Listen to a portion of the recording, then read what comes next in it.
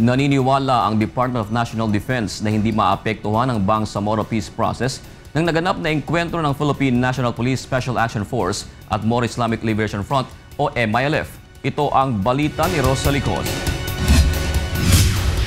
Positibo pa rin ang pananaw ni Defense Secretary Volter Gasmin na magpapatuloy ang usapang pangkapayapaan sa Bangsamoro sa kabila ng madugong sagupaan ng PNP Elite Special Action Forces sa mga Moro Islamic Liberation Front at Bangsamoro Islamic Freedom Fighters sa Mamasapano, Maguindanao kahapon. Well, hindi naman kami worried but it is a concern dahil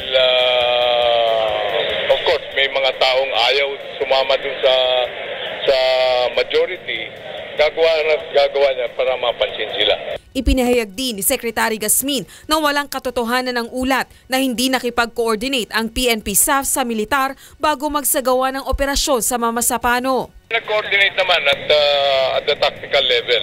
So there were siguro because time is of the essence, andyan na yung target, andyan na yung operation, pero kulang na sa oras. Pinagsabihan pa rin yung arming na daanan nila. So there was coordination. Nagtungo ang PNP SAF sa Mamasapano upang arestuhin ang mga itinuturong utak sa pambobomba sa probinsya na sina Malaysian bomb expert Zulkifli bin Ir alias Marwan at isang Pilipino na nagsanay sa Jemaah Islamiyah sa pagbuo ng bomba na si Basit Usman.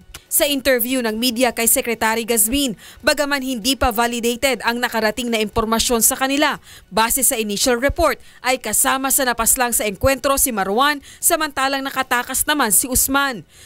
Tutulong naman ng AFP sa pagtugi sa mga BIFF na kabilang sa pamamaslang sa mga nasabing PNP SAF.